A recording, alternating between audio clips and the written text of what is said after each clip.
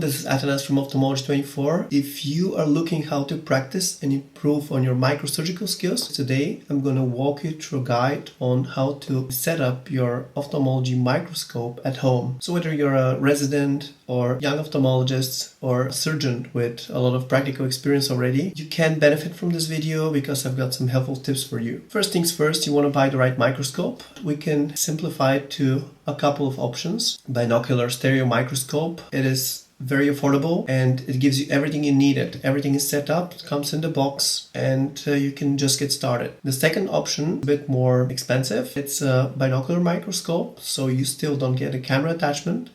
It's priced a little bit higher, but the benefits are better optics, it gives you better mobility, and it's definitely worth the price. There is another option which is a bit more expensive, but it's very worth the price. It's a trinocular microscope. The optics are fantastic. It has a camera attachment on the top, so you can export your videos directly to your laptop or actually TV, and you can record them, stream them, share them with your mentors, which is a great benefit. And if you want to go all out, of course, there are some professional microscopes, but I wouldn't recommend them for home.